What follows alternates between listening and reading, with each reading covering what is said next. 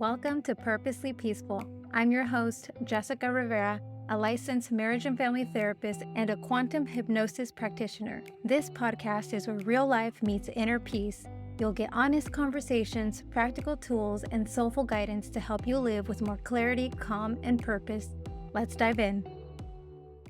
So it's been a few days now since we got back from our 2-week road trip, and I've had some time to reflect. And during that time, I did not post any episodes. I just kind of fell off and didn't have the drive to put in the energy. When we left, I was feeling burnt out. I was low on energy, struggling with motivation. Even though I really did want to show up at full capacity, I was just running on empty. I didn't have what I needed to keep going at that pace. And if you listen to episode 15, you'll know where I was then. And this episode is more about where I am now. The trip unexpectedly pulled me out of whatever I was going through, and it wasn't because I was well rested. It was because I had to face the truth about where I'd fallen off track and lost touch with the path that leads me back to my inner peace. Real quick, before I keep going, if going on vacation is the only time that you feel happy or that you're able to finally rest, then let me remind you that that is a clear indicator that you are not at peace in your everyday life. I find myself here too sometimes because that's just how life moves. We're busy, we're trying to make life and dreams come true, so it just happens. Now, let me get back to it. In the past 2 weeks, we drove from coast to coast and back again. We saw a total of 24 states, which is crazy, not including the one we live in. We saw so much that it's so hard to narrow down all the little moments that I experienced, that my family experienced. It was amazing, all the different cultures that are embedded in every small town to every big city. It was a simple but beautiful reminder of what a mixture of cultures we are here in the United States. When we left, I was very self-aware at that point that I had reached exhaustion, burnout, but I had to push through because of the amount of preparation that I needed to take a 2-week road trip. I had to plan out where we would be, where are we going to sleep, what do we want to see, what do we need to bring. As you can imagine, planning a trip for 5 of us took quite a lot of mental, emotional energy. And it took so many hours and levels of patience that I needed to be able to put it all together. I won't even get into the details, but I could go on and on about that. A lot of the time that we were on the road driving, the way it started, I kept thinking, why have I been feeling like this? What got to me? Where did I fall off? I never lost sight of my peace, nor was it ever really lost, but days were happening a million miles a minute and I just couldn't keep the pace. I couldn't keep up. So why? What happened?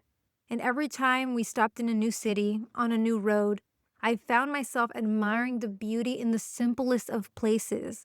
Like when we stopped in Des Moines, Iowa for lunch.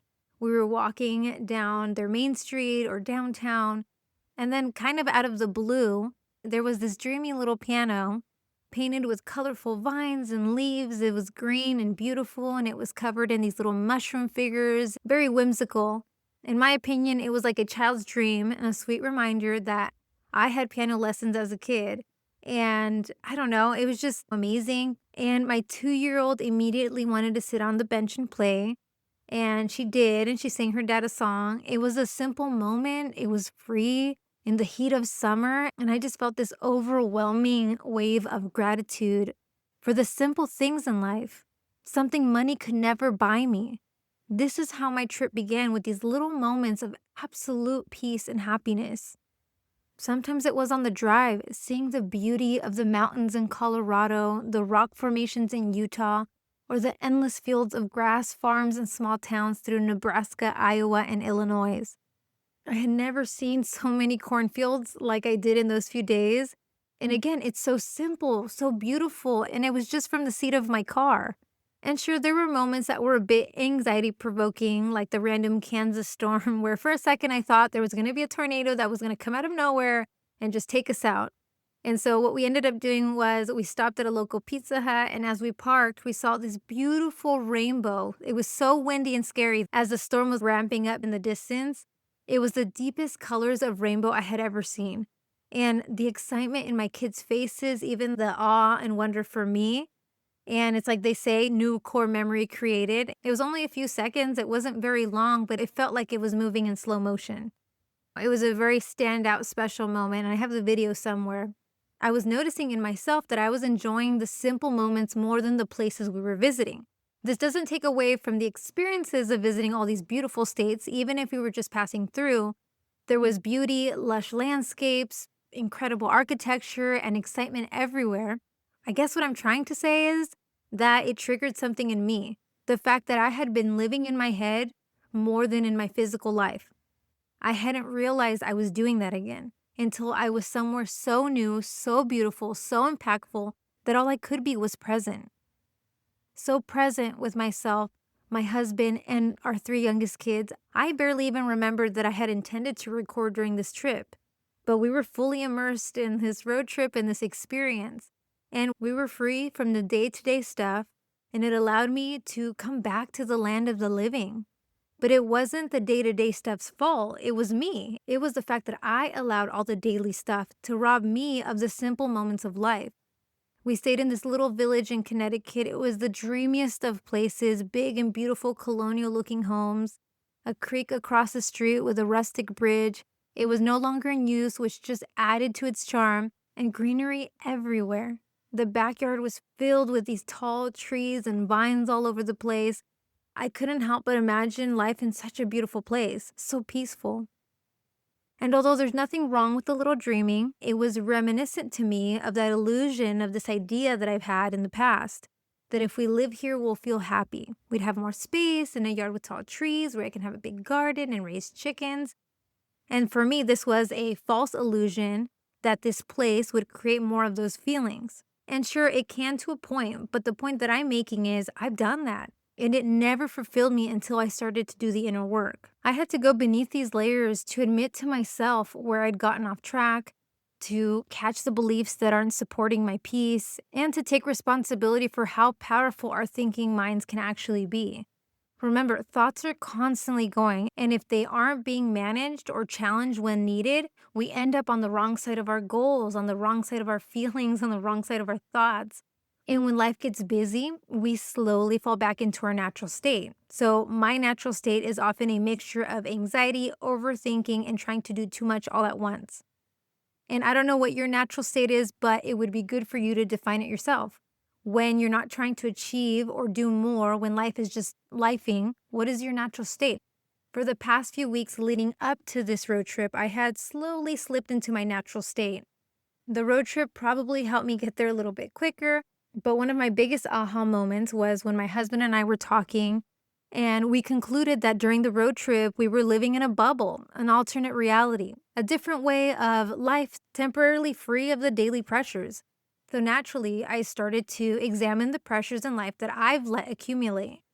Slow buildup that grows, and if not managed, it'll sneak up on you.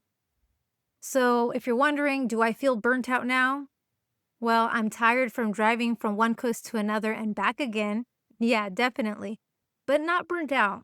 Tired because we are short on sleep. Tired because we sat for so long. Tired from sitting in the car. It always ended up longer than expected. Traveling with a toddler isn't foolproof, so my itinerary was literally cut in half. And I'm not disappointed. I'm actually excited because we want to go back and see and do more. So, yeah, I'm tired, got back 2 days later than expected, but the burnout quickly shifted the moment we broke out of our monotonous routine. So, for me, this was a huge white flag saying, pay attention. So, I did. I realized that I had been fighting myself for where we are right now. We gave up what felt like a dream home in the perfect town 2 minutes from the Guadalupe River and the hill country of Texas. I can't even begin to describe the magic of that place. These big mature oak trees that spread out like a canopy above us, what feel like endless branches, and we had the happiest of chickens and a garden, and just the magic of having different wildflowers bloom every month through spring and most summers. Anyway, the drive home always offered us a beautiful view of the river, creeks, rolling hills, all kinds of wildlife, horses, cows, deer, foxes, even bison and kudu.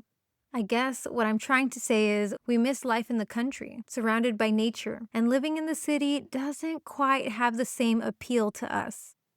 Everyone has a preference for the spaces and places they feel at home with. And where I am now doesn't necessarily create that same feeling that I had, but we are surrounded by family and friends. And so it feels a little bit like a trade off. We traded one for the other for now. We also have hopes and dreams, and we needed our village so we could invest the time in bringing those dreams to life. Like I tell my 10-year-old, we believe in ourselves so much in the work that we do and what we want to create in the world that we sold our house and moved back. We're not going to be here forever, so let's just make the most of it. We all need support sometimes, even when we don't want to admit it, and I'm the first one to say I don't want to admit it. But moving back has allowed us the time to create this podcast. And then this is opening the door to other opportunities, and this is exactly why we came back. So let me go back to burnout. So what exactly led me to burnout in the first place? I guess, for starters, slipping back into my natural state, and then I was low-key fighting myself for leaving a place that was so special, so beautiful. Heck, I even gave birth to our 5th child in that home. I left with so much hesitation. I guess I had never really fully accepted it. And things have not gone as planned, so the frustration builds, and I can't help but have some resentment. And I allowed myself to get caught up with the chores, the to-do list, and I just forgot who I was for a bit there. Like I said earlier, this road trip brought me back to the land of the living. I remember that life isn't only about big accomplishments, big purchases, or where you live. It's about the little moments that happen when you pay attention. The simple joy of a smile, a blooming fruit tree in the spring, a rainbow that appears just in time to calm your nerves, or an unexpected conversation that you both didn't realize you needed. Which reminds me, I have a few friends waiting for me to reach back out. I'm encouraging every single one of you to take some time to pause. When did you start to feel burnt out, even if it's not happening now? What is happening in life that leads you there? And what do you want to do about it? Like I said earlier, you don't need a vacation. Sure, it helps break the routine of daily life. I'm definitely all for time off, but self-awareness is all that's needed. I used the trip and the time off from regular life to spend a lot of time thinking and talking about why I was feeling the way that I was feeling. I guess I was kind of blindsided even to myself. I wasn't seeing it when it was happening. This is what the journey to peace looks like. Ups and downs and everything in between. Sometimes it's in your face, sometimes it's not. And it's all about how you want the quality of your life to feel. Sometimes a change of pace or environment is exactly what's needed to lift the pressure. And that could be done in a day, a weekend, maybe even a moment. You definitely don't need 2 weeks. I asked my husband what his takeaway was from this trip, and he said quality time. He works a lot, and it was a different change of pace for him because he got to spend so much time with us uninterrupted. There were several points during the trip where we would stop in a city and he'd look at me with so much happiness and gratitude. And there was like a point where we were standing in downtown Chicago and you could just see how happy he was to be there. And he had hesitated going on this trip for a really long time because he's not someone that wants to leave work.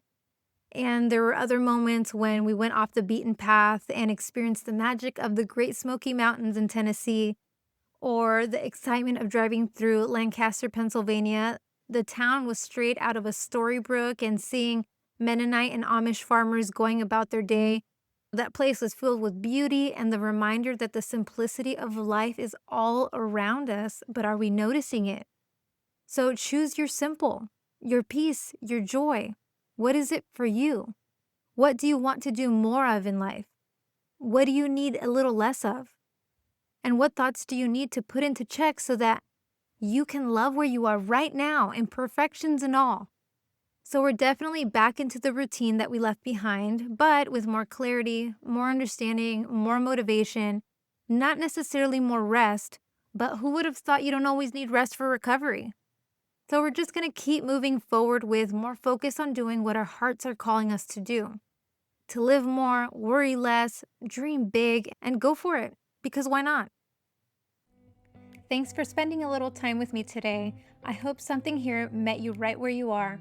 This podcast is for inspiration only and not a substitute for therapy. Please reach out to a licensed professional if you need support. I'll catch you on the next one.